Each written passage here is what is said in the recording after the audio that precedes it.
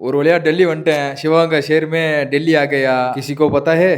पूरा டெல்லி தோடா டர் மே है. அதாவது சிவகங்கை சிங்கம் டெல்லிக்கு வந்ததுனால, டெல்லியே கொஞ்சம் பயத்துல இருக்குன்னு சொல்ல வந்தேன். டிராவல் பண்ணி மெட்ரோல ஏறி ரூமுக்கு போயாச்சு. ரூமுக்கு கூட்டிட்டு போனவரு இவர் வந்து முத்தமிழ் திருநெல்வேலிக்காரரு. மதுரை தானே நீங்க? திருநெல்வேலி சாரி.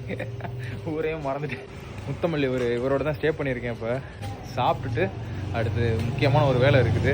அதை முடிச்சுட்டு இந்த இந்தியா கேட்டு, ரெட் ஃபோர்ட்டு இதெல்லாம் சுற்றி பார்க்க வேண்டியதுதான். மேகனா தேடுறது மட்டும் இல்லை, முக்கியமாக நம்ம பிஸ்னஸையும் பார்க்கணும். ஸோ ஃபர்ஸ்ட் காப்பி ஷூஸ் வாங்கலாம் அப்படின்னு ஒரு ஐடியா பண்ணியிருக்கு. தனுஷ் வாங்கி பண்ணலாம் அப்படின்னு சொன்னார். ஸோ அதை தேடி கடையாக தேடி கண்டுபிடிக்கணும். ஒரு ஏரியாவுக்கு போய் ஒரு ஷூவை பார்த்தோம், ஒரு ஷூ கடையை பார்த்தோம். அது செட் ஆகலை. ஸோ அதனால் இன்னொரு ஏரியாவுக்கு போனோம். आपको पता है पूरा दिल्ली डर में है. அயன் படத்தில் வர மாதிரி லொக்கேஷனே சொல்லாமல் கூட்டிகிட்டு போனாங்க. ஒரு பீஸ் 2 பீஸ் வேணும்னா போட நான் அனுப்பி விட்டுறாங்க, தூக்கி எறிகிறாங்க மூஞ்சிலேயே. வணக்கம், நமஸ்கார் தோஸ்தோ, ஐ எம் சிவபாலன். டெய்லி யூசேஜுக்கு என்ன ஷூஸ் பெட்டராக இருக்கும் அப்படின்றத பார்ப்போம், கேட்போம். Hello sir. Hello sir. What types of shoes you have? I have all type of shoes. Okay. This is Pro 3. Pro 3. Okay, आपको होलसेल में चाहिए तो आप डील कर सकते हैं. रिटेल के लिए अगर आपको डील करनी है तो सर से कीजिए आप. होलसेल में आपको माल लेना है तो दिल्ली में हमारी ज्योति मैम है.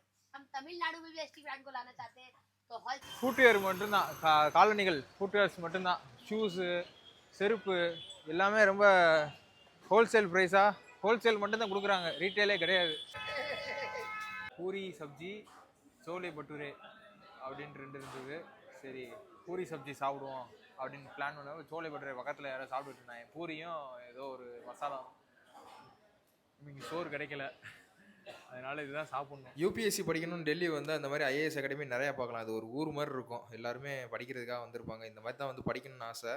இந்த இது எய்ம்ஸ் ஹாஸ்பிட்டல் இதுக்குள்ளே தான் நடந்து போகிற மாதிரி ஒரு சூழ்நிலை. இந்த ஹாஸ்பிட்டலில் பார்த்தோன்னே நம்ம கிரவுண்டு இந்த மாதிரி உருவாக்கணும் அப்படின்னு ஒரு வெறி வந்துருச்சு. கண்டிப்பாக இன்னும் ஒரு 3 வருஷத்தில் இந்த அளவுக்கு உருவாக்கிடுவோம்.